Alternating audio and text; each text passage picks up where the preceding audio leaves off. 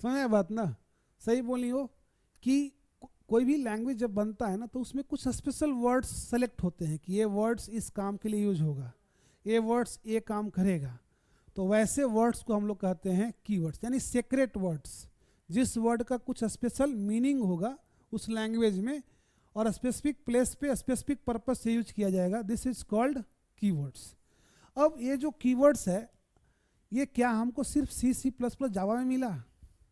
ये तो इंग्लिश में भी था।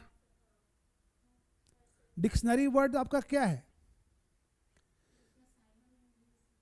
डिक्शनरी वर्ड आपका क्या है? जितने भी डिक्शनरी वर्ड हैं, just this is example of a keywords.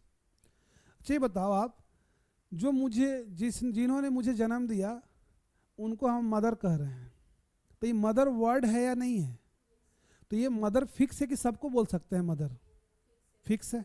अच्छा, माँ जैसी दिखती है उनको ही मदर बोल सकते हैं, बोलते हैं ना? ऐसे रोड पे कोई जा रहा है, माता जी जरा सुनिए, बोल देते हैं। लेकिन अब कोई ऐसा है जो मतलब यंग है, मान लो कि 25-30 साल का है, उसको आप ये बात बोल सकती हैं? नहीं ना। तो ये फिक्स है कि कहाँ पे किस वर्ड का यूज कैसे करना है हमको। क्लियर? हेलो, बोलिए बोलिए। तो मैडम हैं बाहर? हाँ ठीक, समझे? तो कीवर्ड्स वही है। अच्छा, सबसे इंटरेस्टिंग बात क्या है ना कि इंग्लिश में लगभग 1,60,000 प्लस कीवर्ड्स हैं। ठीक है, कितना है मतलब गूगल करके देखना आप, लगभग 1,75,000-70,000 वर्ड्स हैं। आप कुछ वर्ड सीख के बोलते हैं कि हमको इंग्लिश पढ़ने आता है, बोलने आता है, लिखने आता है। और सबसे इंटरेस्टिंग इधर देखो, सी लैंग्वेज में कितने फिक्स वर्ड हैं पहले से? 32।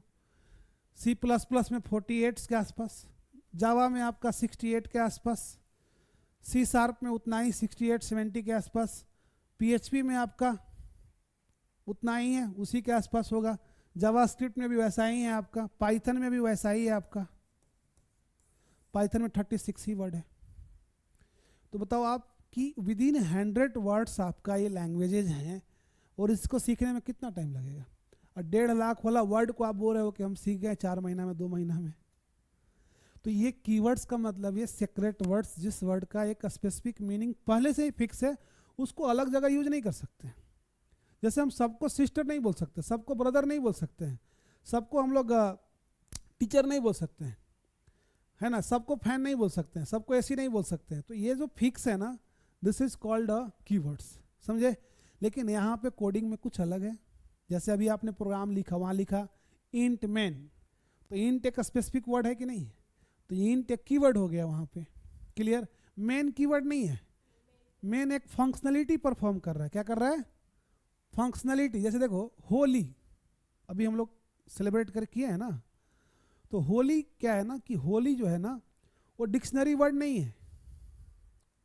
होली का मीनिंग डिक्शनरी में खोजोगे मिलेगा आपको? बोलिए। दुर्गा पूजा का मीनिंग खोजिएगा मिलेगा आपको? बकरीद का मीनिंग मिलेगा डिक्शनरी में इंग्लिश का? अब बोलो क्यों नहीं मिलेगा ये? क्योंकि ये सारे जो हैं क्या हैं? फंक्शंस हैं। क्या हैं? फंक्शंस हैं। और जो डूइंग वर्ड्स है जिसमें हम कोई एक्टिविटी परफॉर्म करते हैं, उसका तो काम ही अलग है, वो तो रिजर्व वर्ड्स में नहीं ना आएगा। तो मेन में तो ऐसा ही था ना, मेन में आप देखिए ऐसा लगा हुआ ब्रैकेट्स, ये फंक्शन का आइडेंटिफिकेशन है जो कह रहा है कि कुछ टास्क करेंगे, कुछ काम करेंगे, क्रिया करेंगे। क्लियर हुआ बात कि नहीं समझे? तो उसी तरह से यहाँ पे बताया आपको कि होली, दीपावली, दशहरा, ईद, बकरीद, जो भी वर्ड है सब फंक्शंस का नाम है। किसका नाम है? फंक्शंस का। क्लियर हुआ?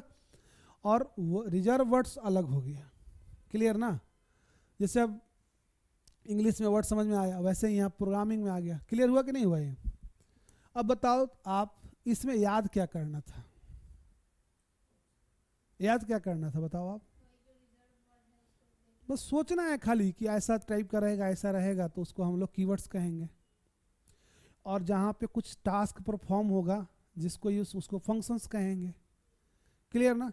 तो यही बात बोल रहे, कोडिंग में आपको कुछ भी याद करने की आवश्यकता नहीं है, बस आप उसको अपने रियल लाइफ से जोड़ दो ना उसको, आपको ऑटोमेटिकली वो याद रहेगा। अच्छा याद ही नहीं, हमको लगता है कि अभी आपको बोला जाए कि आप कीवर्ड्स के ऊपर 10 मिनट बोलो, तो आप बोल सकती हैं, आराम से बोल सकती हैं, 10 मिनट आराम से बोल सकती हैं। सिर्फ कीवर्ड टॉपिक पे आपको 10 मिनट बोलने के लिए कॉलेज में बोला जाए तो आप 10 मिनट नहीं बोल सकती हैं। अब कुछ भी बना बना के बोल सकते हैं। अभी हम